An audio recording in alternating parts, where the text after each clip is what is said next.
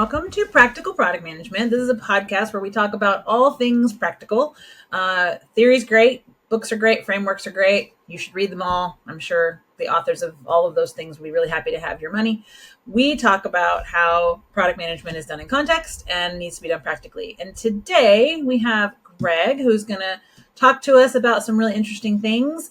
We're super excited to meet you and to chat with you. So, Greg, I'll let you introduce yourself and then we'll dive in.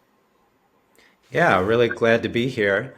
A little bit about myself. I kind of grew up in the dawn of the World Wide Web, cracked open the first web server on one of my first jobs, and really fell into tech because I was writing HTML.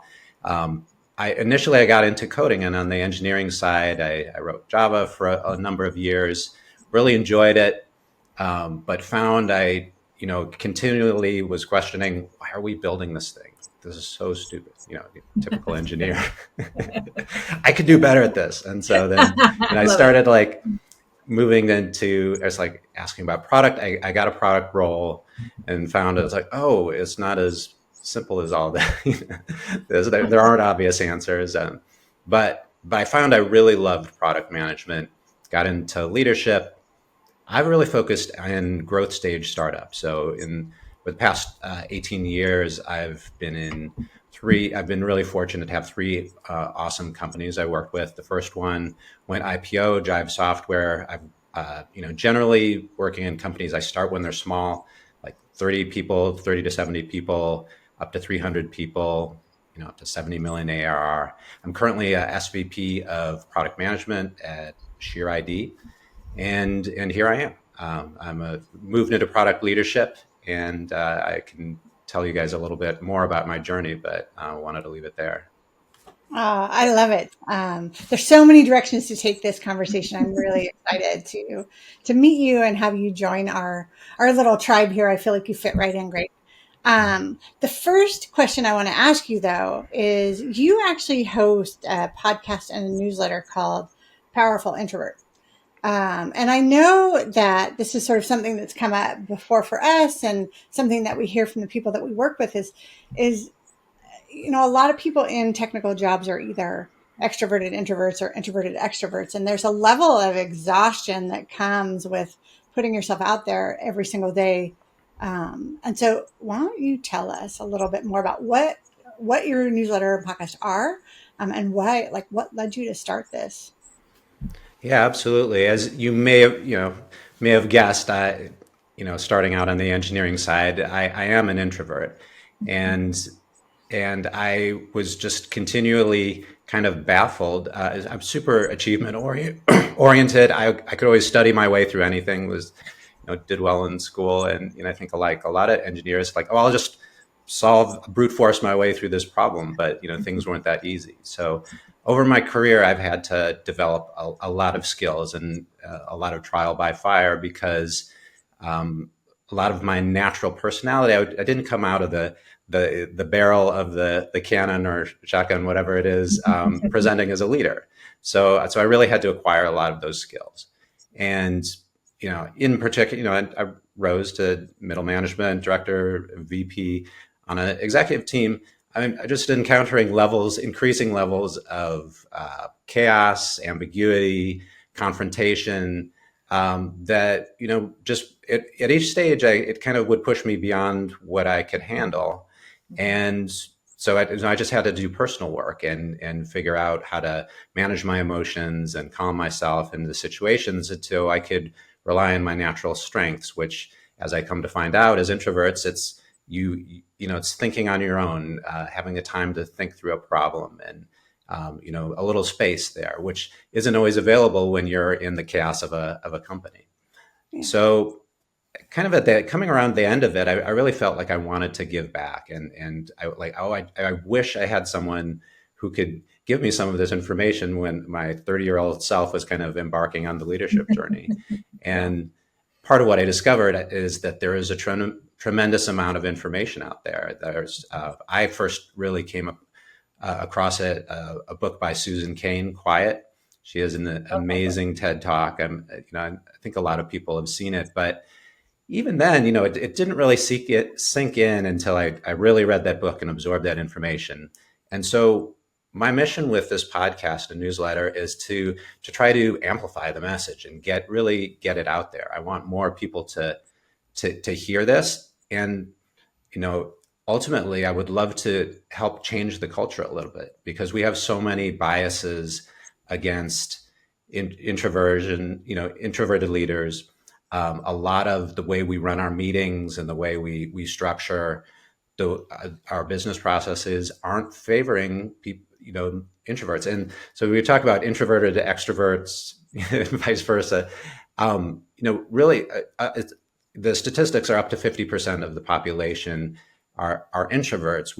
A lot of us kind of in the middle really find ways to manage it, and or deny it or cover it. And so that's where I find I keep finding people who say, like, I'm an extrovert, but I find more and more I like to have my quiet time. I need my time to recharge.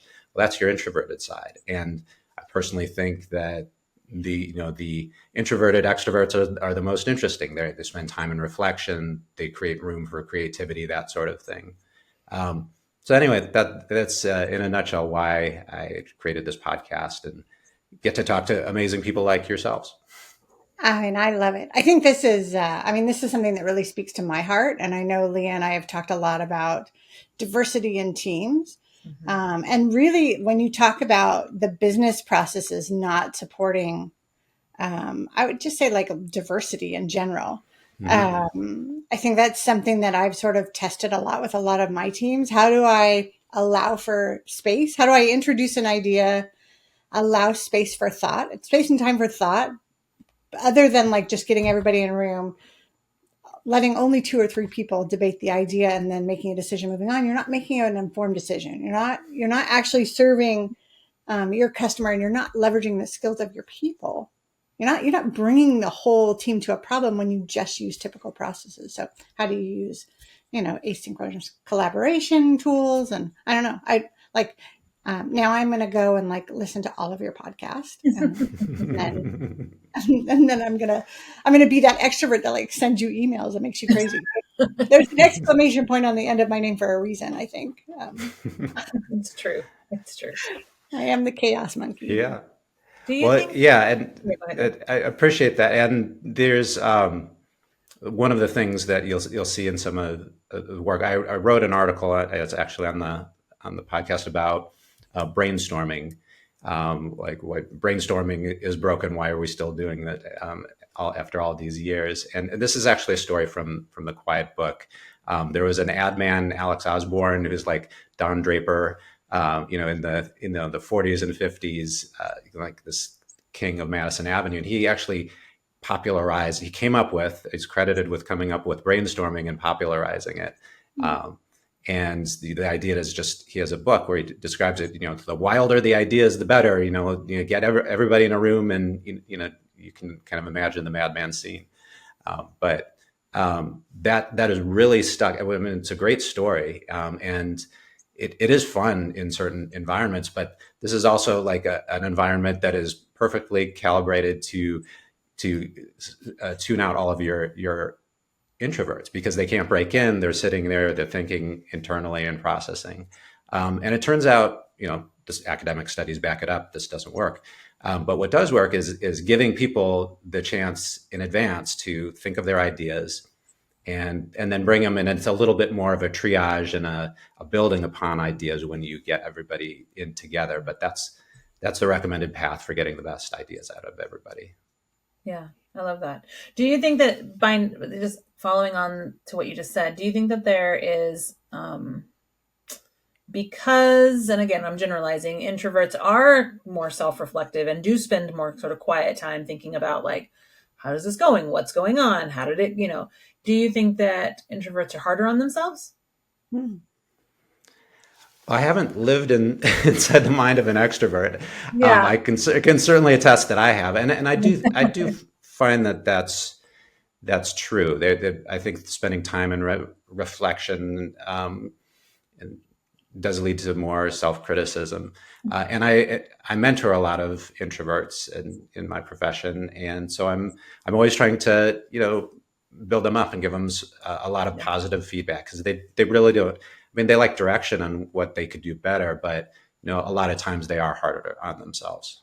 Yeah, yeah. Yeah, I mean, I think that what's interesting about that is that I think, I am, and Marilyn has known me a long time, I am a very natural introvert. I want lots of alone time, lots of quiet, I'm going home now, leave me alone. I am the queen of disappearing from parties right in the middle of the party, and people are texting me like, "Where'd you go?" And I'm like, "Oh, I'm home. I'm in my pajamas. I'm already going to bed. See you later." Right? Like, I'm that person. But I can extrovert as a verb, right? Like, it is a thing I can do, right? And people are then like stunned when they find out I'm an introvert, But I also wonder if it doesn't, I think Susan Cain talks about this a lot in Quiet, like the thing we miss out on when we don't make space for introverted leaders, introverted team members, is the brilliance that can come forward because of that self-reflection. The person who's like, yeah, I hear what you're all saying, but I don't think it's going to work. Often, in my experience, has come on my team from the person who has the least to say most of the time. But when they say that, we all go, "What? It's not going to work." Right? Like, what do you mean it's not going to work? What do you mean? Yeah. Why? Right? And so when they speak, everybody's like, "Uh-oh." So I think, I wonder how often we are missing opportunity. Because we're not, giving that space, building that space in as leaders for people to really lean into their ideas, their thoughts, what they're concerned about. I think it's pervasive. I think it's pervasive. Even I will do this, because I'm the extrovert. I'm the extroverted introvert, so in the land of introverts, I'm the extrovert. And, and especially as a leader, it's in your position. And so I have to remember to make time to ask people around the room who are quieter. And it's, a deliberate, I think there's something that's natural. I think some of it is culturally ingrained, and it's just what happens as you have a leadership position, but it's so important. And then it was a wake up call for me when I started moving into product and spending more time in marketing, and especially a lot of more time in sales. And you really have to dial up the energy. You really have to amplify the version of your personality that comes out just to be heard and just to be on their wavelength, because they're on this other, wavelength. So yeah, I think you're right. I think that we do miss out on that. But you clearly you've been listening. Trying. Yeah. I think I'm on the other end of that spectrum, Leah. I feel like we're two sides of the same coin, because I'm an extrovert. I don't know if you guys noticed or not, but I'm an extrovert. But I also, there are times when I want to go crawl into a hole. Right.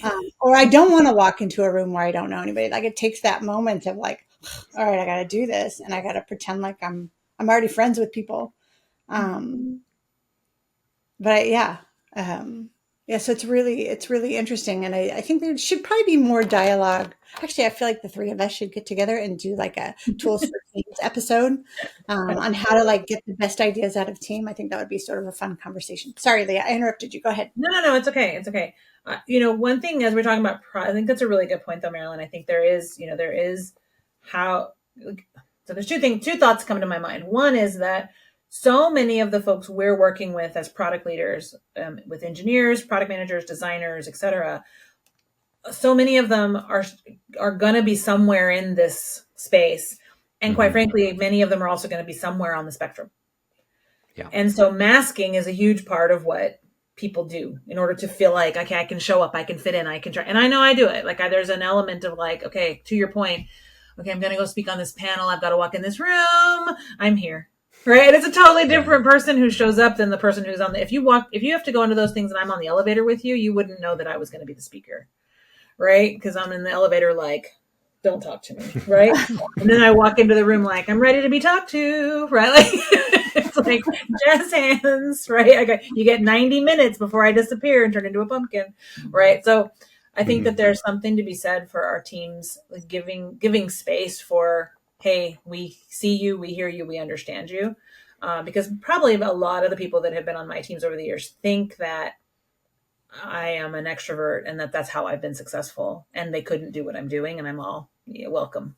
I was a quiet kid who had to teach myself to talk, right, openly in front of Hmm. people, right? And so I wonder, there's an element of this that I think is very much not just the introversion extroversion spectrum, but also just all of that comes into the kinds of things we build Yeah. and the kinds of people, the people build software, as Marilyn often says, right? And so how do we make Hmm. space on our teams for that? Super, super important.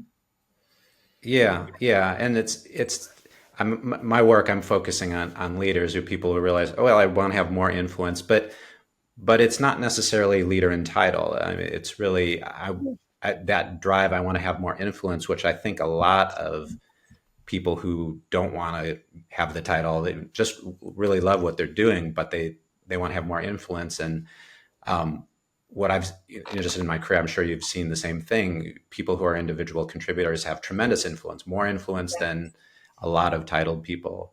Yeah. And it's just because they've found the way to really voice these things and Yeah. communicate their ideas. Yeah. I've also found some of the most impactful leaders are people who don't want to lead people. I've had people. I know that there's several people that are like top of mind for me right now. They're just such incredible team leaders, and they never wanted the role. When I suggested it, they were horrified. Like they did it for a while and then took a step back and then realized, oh, well, that was actually pretty good, and I built a great team and went back to it. Like so, they had this sort of like, I don't want it. I'm out of it. But you're right. I'm a good team leader. I do build a good team, so I'm coming back to it.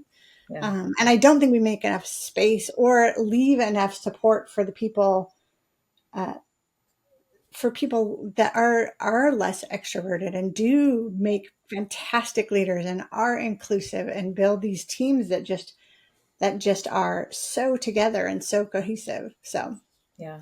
we're missing an opportunity as business leaders. Yeah. Yeah, and I like the word you said, inclusive. And one of the things I realized when I started talking to people on my podcast, and including extroverts, was that it's not just about this. It's really about diversity of opinion. There may be multiple reasons why.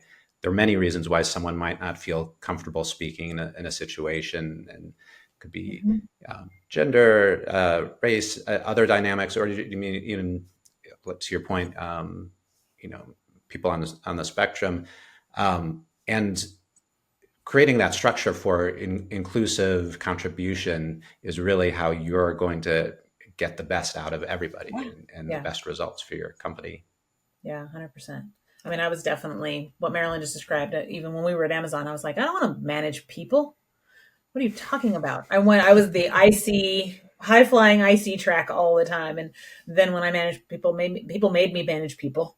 And I was like, oh yeah, actually, I'm not so terrible with this after all, right? I guess. And then I fell in love with it, but it took a long time for me to make that mental shift into like, you want me to be in charge of people's holidays and stuff like that. I have That's how I felt about it. Like it was an admin task Hmm. instead of, instead of like management, not leadership, right? Was a different, that was a different set of skills for me. Yeah, there's this set of annoyances. I had that experience. I actually was an engineering manager first, and then it was kind of like, this doesn't feel right. Right. Yeah, I mean, I love engineers. They're my favorite people.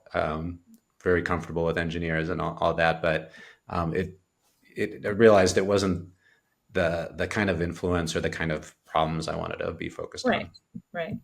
So I want to shift gears a bit. One of the things you mentioned in your introduction and that we've talked about before was like you've mostly worked at kind of growth stage startups. And I'm curious, I've done some of both, right?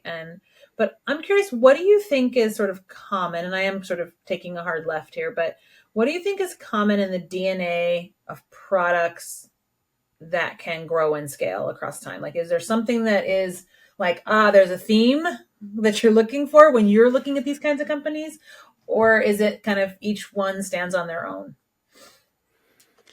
There has to be a core of product market fit, and in an enduring way. And at least the companies I've been in, and um, it's like impossible to find. Like once you find, like when you see it, you know it, and when it's there, like it's just there's nothing better, and everything is easy, and you're like, I'm a genius. That's the best Like you're thing not I've a ever genius.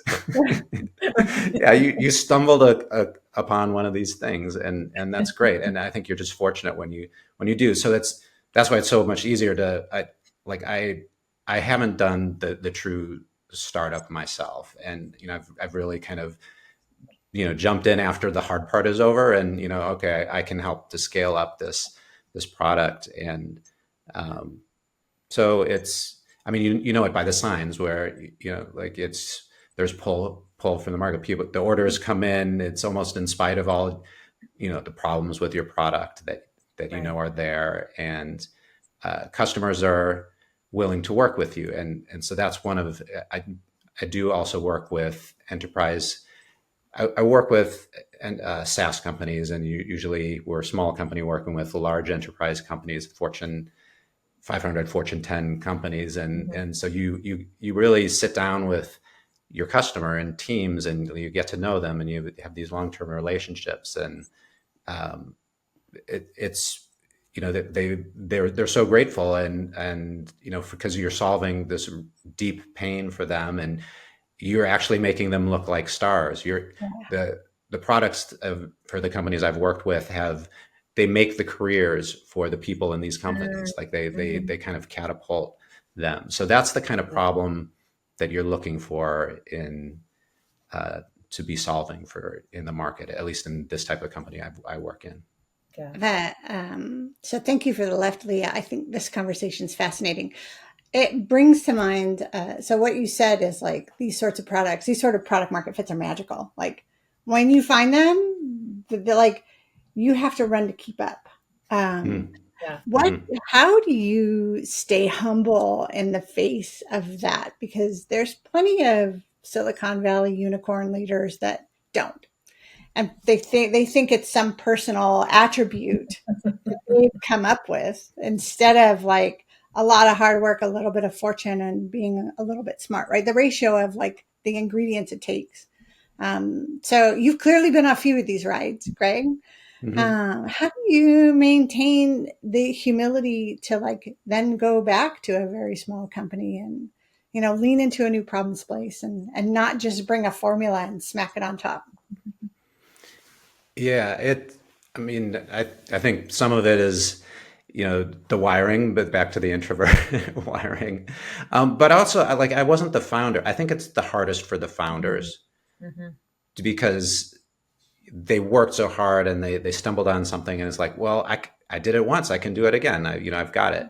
And that's super rare. Like, I mean, it's rare enough to find one, but then to be the repeat founder, I mean, those people are so impressive. And you see more of people who I've been there and done that, and then kind of failing to see what were the things that they had control over. That said, there's a lot to be said for pattern recognition and experience, and so they can advise other companies that are going through that. Yeah. So I think one thing that is super interesting to me is like in that journey, when you are joining a company that is moving into that, out of sort of startup land into scale up land, what do you think, what advice would you give to product managers who want to make that shift from one to the other? They need to have maybe a different set of gears to move into, a different skill set that they need, or is it all transferable in your mind? The transition being from a stable company to a new one, or I guess I mean, like if I'm a product manager who's been with a startup and it's successful and now needs to kind of move a gear into being a scale up, your focus is kind of shifting. Do you think that those product managers are like, I need to go back and find another startup to work at, or can they make that growth pivot with a company? They absolutely can. It does require, there are processes. We talked about this, and so it does require a lot of learning. If someone is highly motivated, loves learning, wants to understand, okay, well, this is a new a new situation, and so I'm all in. I really want to learn. Really helps to have experienced people come in, and then they absolutely can make the shift. But I have, I've seen it go either way in these companies. Some people are like, well, I really prefer the 10 to 20 person company. I'm not good with the 100+ person company. Right. And Right. I mean, I'm one of those people. I'm not one of, I don't want to be in a 500+ person company. Right. And so it's good, it takes some self-awareness and understanding Yeah. where do you want to play. Yeah, no, I think and the reason I say this is I think I've had the similar experience where I often am coming in when there's 50 to 150 people and they need product to sort of level up. Like there needs to be and that can then feel like there's a criticism of the product team that's there. And what Yeah. I always say is like, no, you got it to here. And Yeah. now to get it to the next step, we need to mature some of what we do and how we do it. And Mm-hmm. I think sometimes those folks can feel like it's a bit of a slap in the face to bring somebody in who's like, I know how to do this. And I can do the really small, but actually I'm better at what's the next, like what is that next step? And I think, so that was why I wanted to ask that, what you see, because I do think people can make that leap, but they've got to want to. Yeah. Yeah. Yeah. Like, And yeah, it's really interesting. It's these, whether it's anti-authoritarian or I mean but there's something of a buzz to the early stage where like there aren't defined roles and you're someone who sees a need and you fill it, and you're a glue person, and those, at a company of 150 there's plenty of those opportunities. Like yeah. there's like it's not a mature that's Yeah. not a mature company. There's so many problems to solve, Yeah. so there's those opportunities exist, but it's really up to the individual. Yeah, So for sure. curious though, because you have, so yes to everything you guys said, but think about the companies where you described working. You are a tiny company, and Leah, you face this too. So you're a tiny company and you're scrambling to make a product. On the other side of that deal, my friends, is an enterprise with lots of people and lots of processes and defined roles. So, two things. One, you have to build a product that fits those customers. And so that requires a deep understanding of like, what are the problems of those people and the roles in the company. And two, like interfacing with people that do have hierarchy and strict roles and care about things like that. So, what are some of the really interesting opportunities and difficulties that you see with that sort of like relationship? Mm. One of the things I've seen, so it's a lot of hinges on, at least in my company, is in the customer success manager role. Yeah. And so typically that's the function in the organization which is driving maturity throughout the organization. And I've had the fortune to work with some amazing customer success leaders, and even in my current company, that is the lever that's pushing the company forward. Okay, we need better collateral. We need better engagement plans. We need, enterprise companies expect this and that, and it's just out of necessity. That's where the change comes from. Isn't it? So that makes that relationship between product and customer success really critical. Because if there is strong product market fit and you are trying to build the airplane while you're flying, like stupid analogy, everybody uses it. I'm leaning into it. What you want to do is for the product you have, maximize the number of customers that can use it. But it's often the case where an enterprise success group will go after as many customers as they can. And that actually puts a lot of pressure on a very constrained team to build lots Yeah. of stuff. And so how have you seen that relationship work, and how should product managers, because again, we're talking to product managers about product management, how should product managers help their customer success people understand the balance between blowing out the doors and going after everybody and creating a bunch of features and product capabilities that don't exist, and doubling down on the core that they have today and going deep in a particular market.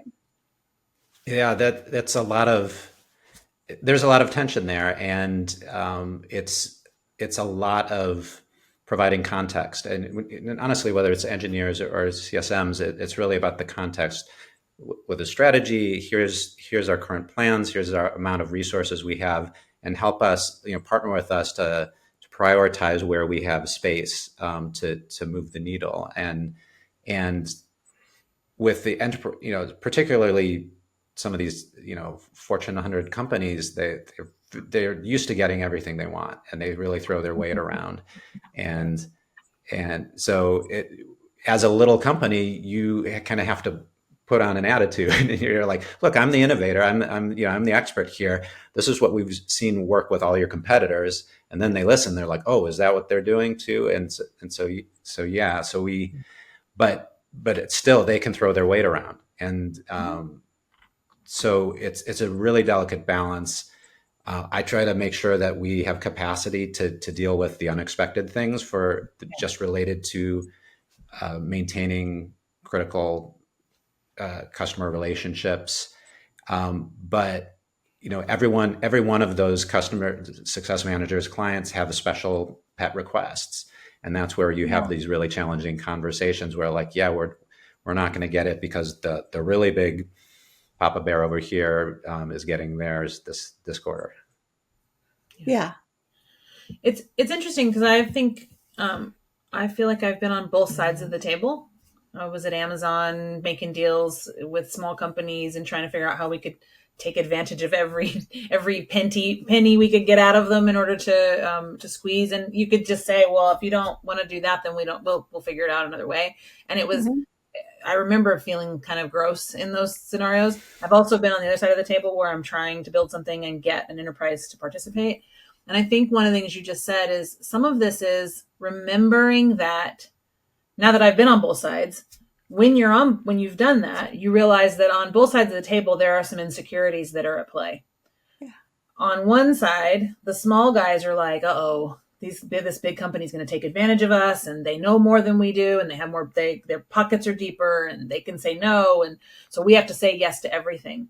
On the other side of the table, there's a little bit of like, we probably should be able to solve this ourselves, but we can't. And so we need some help. And so these guys are faster than us. They have less processes than us.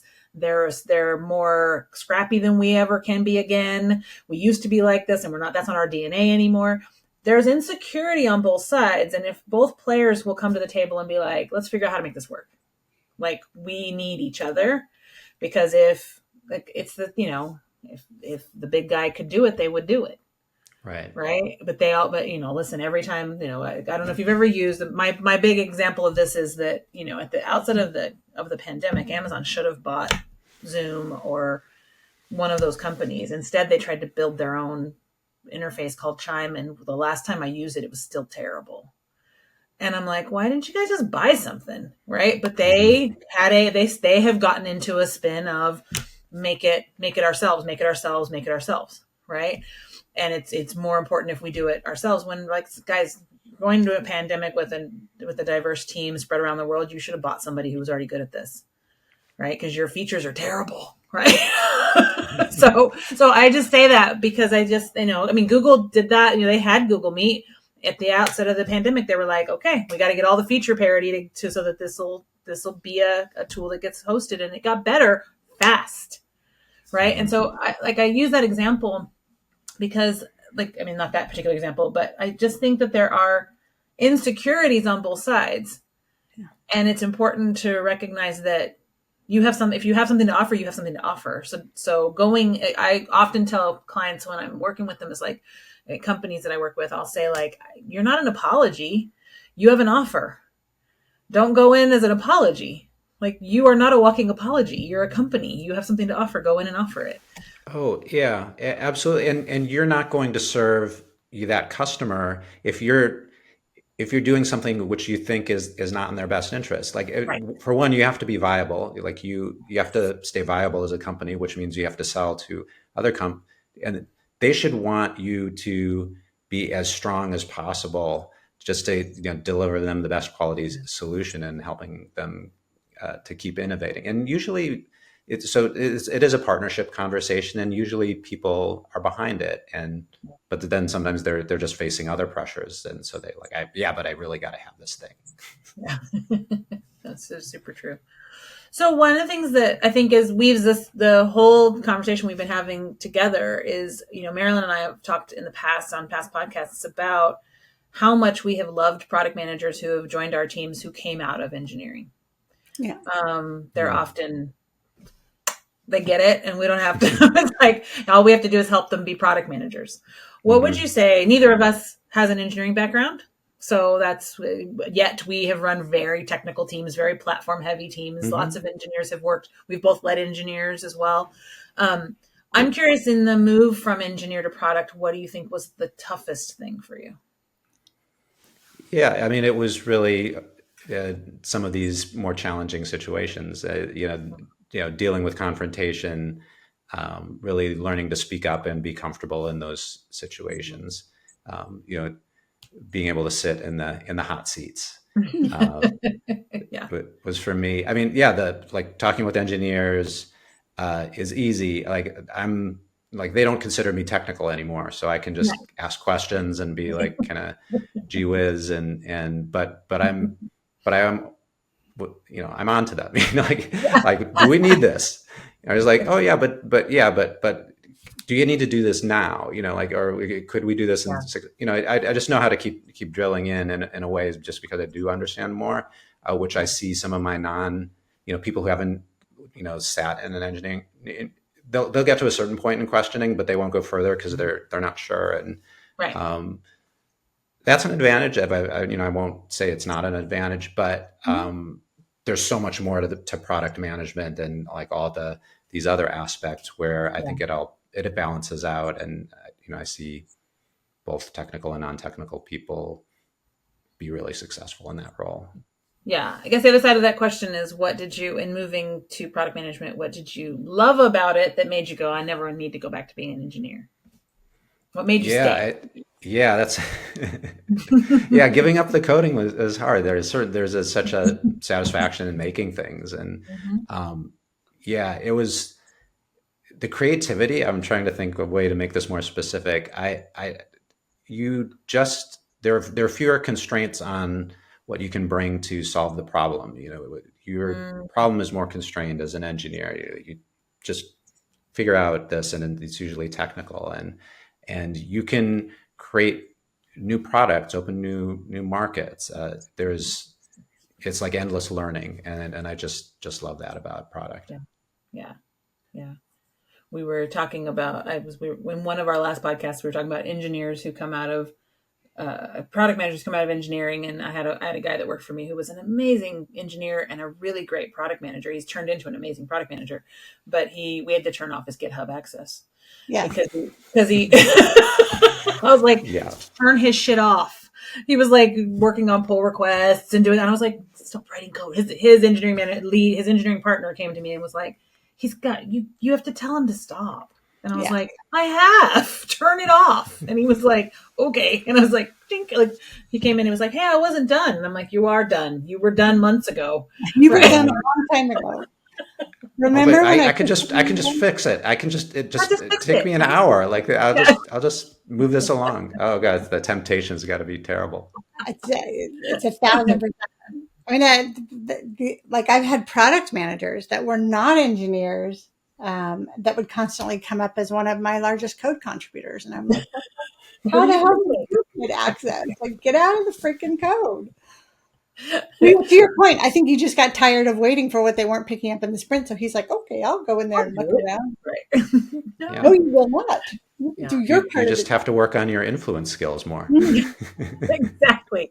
Well, I wonder how much more dangerous product managers are now with AI and being like, I'll just vibe code my way into the stack. And it's like, don't touch anything, for God's sake. Oh no, not that.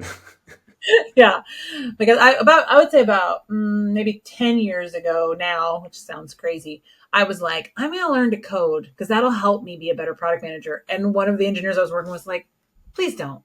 We don't need you to know how to code. And I was like, what do you mean? He's like, you won't be more helpful if you can code. You'll be a bigger pain in the ass. And I was like, all right, am I already? Yes, you are already a pain in the ass. We don't need you to be a bigger pain in the ass. And I was There like, you go. Told me that was Hans. yeah, it was. It was someone we both know. He was like, you don't know, that's not necessary. And I was like, oh, all right. Hello to Hans, if you're listening. We're talking about you still. Hans. Yeah, very interesting. All right, shall we lightning round? Let's do it. Sure, I'm ready. Wait, All right. let me take a Yeah, second. stretch. Everybody stretch. We're going to lightning round. Okay. Lightning. All right. Lightning interjected here. What is a product you wish you had built? Well, I just, my life is so much better in Slack. I wish that happened sooner, but I'm glad it's here. Yeah, that's a good point. Marilyn, do you have one? I don't. Actually, you know what? I do. And it's dumb because like I am a spoiled brat. I'll just like my car syncs to my phone and magic happens. Mm-hmm. My father's car does not. And how annoying for you. So it does become my problem. I know it is very annoying for me that my father's phone. So he will get somewhere, and for some reason, his maps will go out. And he's 88. He only moved to Massachusetts to come live with us about a year ago, so he still doesn't know his way around all. And this is a big deal in his life. And because it's a big deal in his life, it becomes a big deal in my life. Right. And there is this little dongle. Heidi Smeller, I said dongle just for you. There's a little dongle called AutoKit that plugs into his USB port, and it Bluetooths to his phone, and it makes magical things happen. And it has completely eliminated this problem. I mean, sorry, Toyota, it's your problem, not mine. Right. But it actually makes Toyotas very compatible with Apple, and it is magical. And I wish I would have solved that problem. That's a good one. Yeah, it's great. Good one. Nice. How about you, Leah?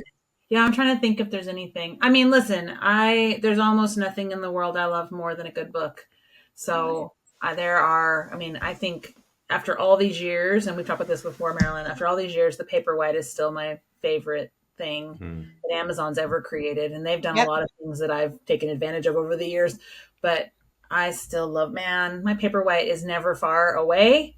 It loads all those books. The battery lasts better than any battery on anything I own, right?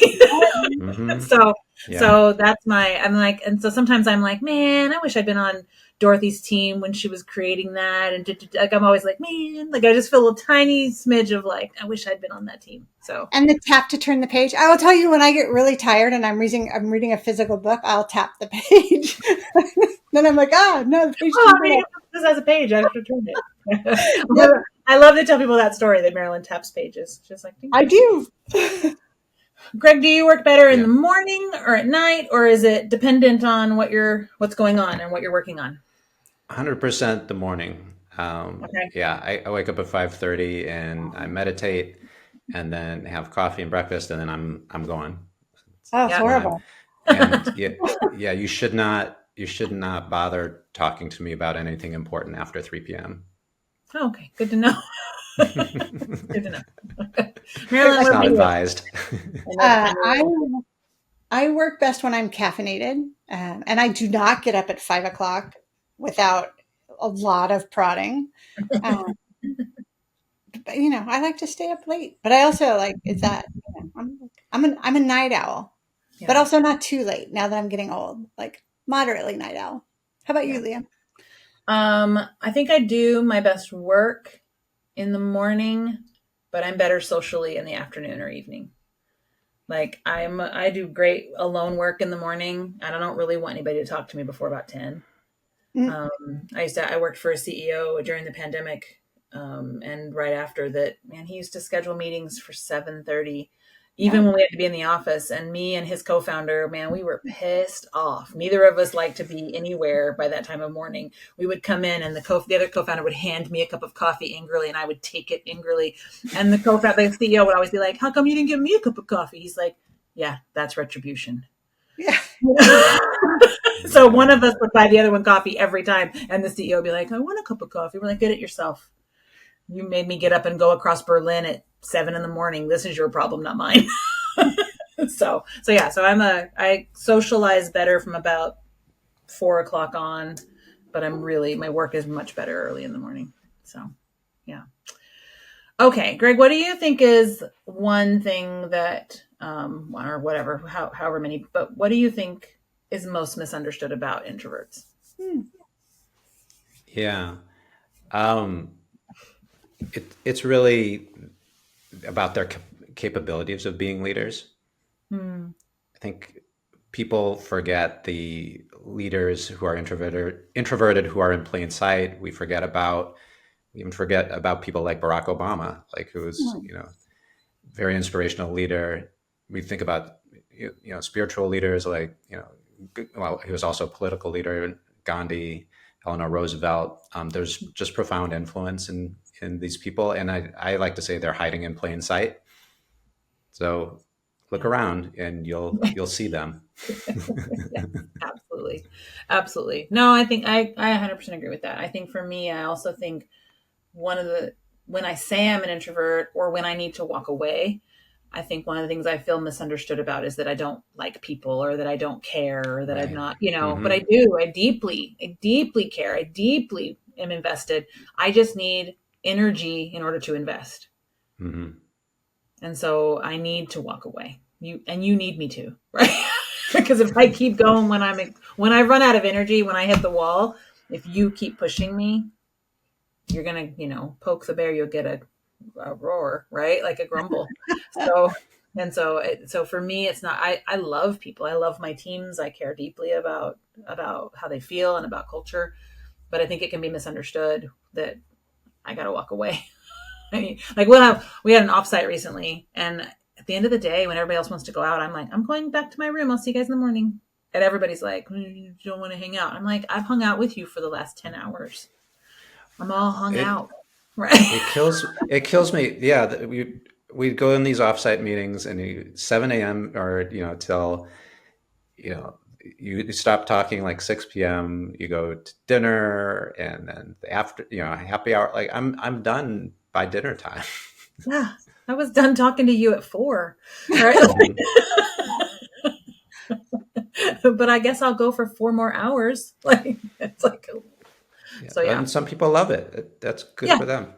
totally. I mean, I Yeah. watched my team just light up doing because I have a handful of extroverts, and I loved watching them interact and get more and more energetic and more fun. And I was like, have fun, don't spend all our money, gotta go, right?